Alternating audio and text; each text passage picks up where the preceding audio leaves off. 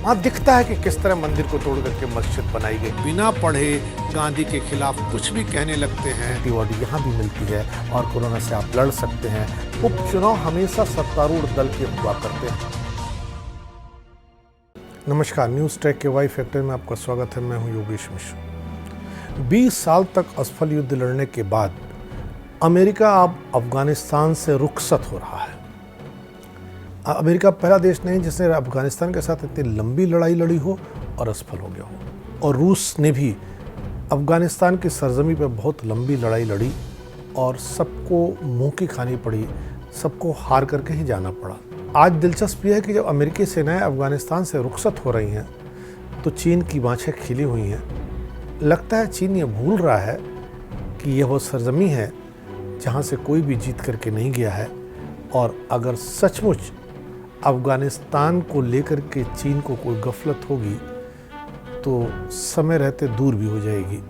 मध्य और दक्षिण एशिया में अफगानिस्तान की ऐसी सामरिक पोजीशन है जो हमलावरों को हमेशा ललचाती रहती है।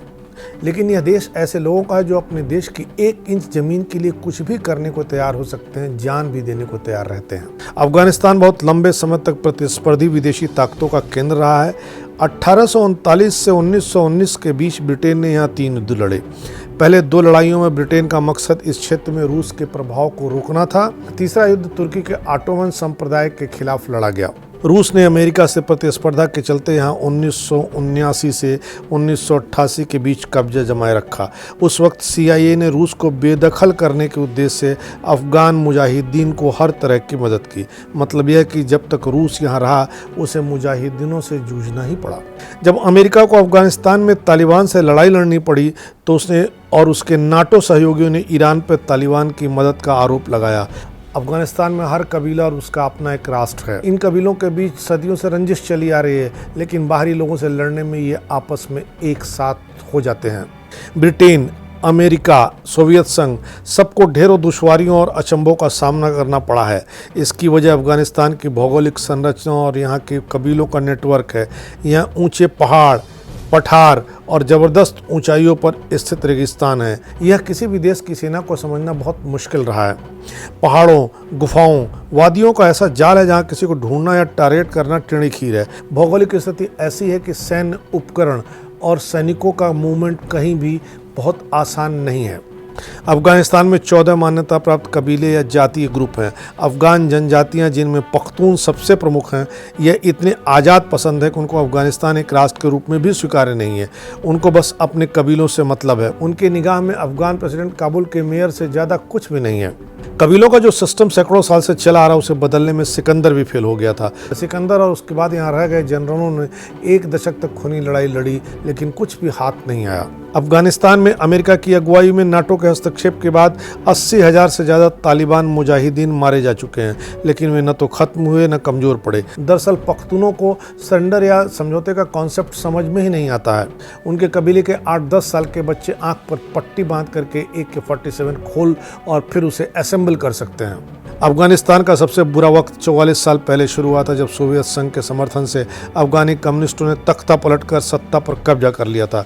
तभी से अफगानिस्तान में गृहयुद्ध चला आ रहा है, जिसके कारणों में ज़मीन, इज्जत, अफीम, भ्रष्टाचार शामिल है।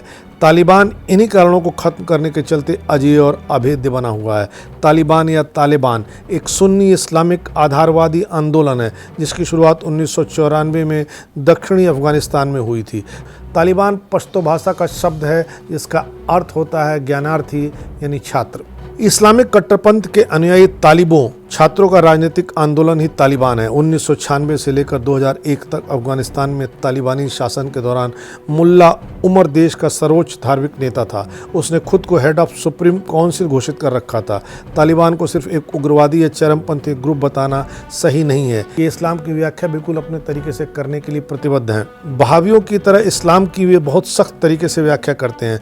वे इसमें तेजी से बदलते सामाजिक सिस्टम या फिर उसकी सच्चाई को स्वीकार नहीं करना चाहते। तालिबान अफगानिस्तान सख्त सज़ा को सपोर्ट करता है, जैसे दोषी हत्यारों या महिलाओं के साथ जुर्म करने वालों की सार्वजनिक फांसी होनी चाहिए। चोरी करते हुए पकड़े जाने पर शरीर छलनी कर देना चाहिए।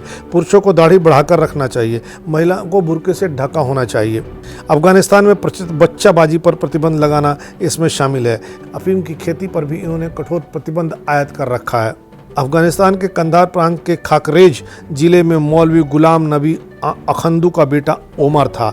70 के दशक में गांव के मदरसे से निकलकर वह आगे की तालीम के लिए कंधार पहुंचा। यहां उसकी दीनी तालीम के दौरान ही 1979 में एक बड़ी घटना हुई।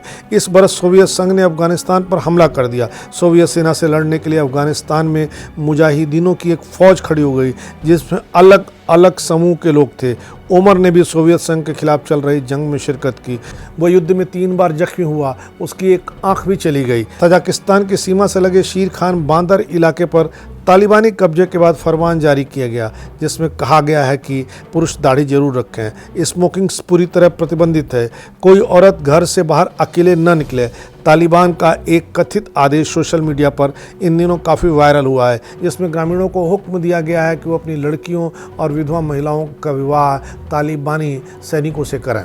हालांकि तालिबान के प्रवक्ता जबीह उल्लाह ने कहा है कि फर्जी कागजों के जरिए अफवाहें फैलाई जा रही हैं। तालिबान कमांडरों ने यह भी कहा कि किसी भी व्यक्ति को लाल और हरे रंग का कपड़ा पहनने की अनुमति नहीं है, क्योंकि ये अफगान के झंडे का रंग है। तालिबानी अफगानिस्तान से फिर पश्चिमी सीमावर्ती भारत के सामने खतरा नजर आ रहा है। भारत ने इस इस्लामी क्षेत्र में 11,000 करोड़ डॉलर का निवेश कर रखा है। उसे अब ये तालिबानी हथियार लेंगे। इनमें 1,000 करोड़ डॉलर की लागत से निर्मित भव्य संसद भवन भी है। इसका लोकार्पण नरेंद्र मोदी ने अटल बिहारी वाजपेयी की जयंती पर 25 दिसंबर 2015 को किया था। इसके अध्यक्ष जनाब मीर रहमान रहमानी का निर्वाचन क्षेत्र बाग्रामी अभिमुक्त है। यही वायुसेना स्थल पर अभी भी अमेरिकी सैनिक टिके हैं। यहीं से भारतीय नागरिक भी अफगानिस्तान से बाहर निकल रहे हैं, मगर यह सब एक पखवाड़े तक ही होगा। यह स्थल फिर तालिबानी हाथों में चला जाएगा। ऐसे में भारत के सामने वैसे ही खतरे पैदा हो जाएंगे जैसे कि पहले तालिबान नियंत्रित अफगानिस्तान के समय खतरे हुआ करते थे। अमेरिकी सेना की वापसी के बाद चीन अफगानिस्तान पर करीब संजर रखे हुए है। अमेरिका का स्थान राष्ट्रपति शी जिनपिंग लेना चाहते हैं, क्योंकि पर्वतीय अफगानिस्तान में खनिज पदार्थ, खासकर तेल तथा हीरे आदि का विशाल भंडार है। तो यह रणनीतिक के साथ साथ आर्थिक रूप से भी चीन के मुख्य एजेंडे में शामिल होगा। चीन अमेरिका के पलायन से हर्षित है और रिक्त स्थान को हथियाना चाहेगा, मगर वह इन कट्टर इस्लामिस्टों से आक्रांत है। उसने अपने तुर्की मुसलमानों के इलाके उइगर, जो शिनजियांग प्रांत में है, वहाँ 1.5 लाख सुन्नियों को कैद कर रखा है। पुनर्शिक्षा के नाम पर उन्हें कम्युनिस्ट बनाया जा रहा है।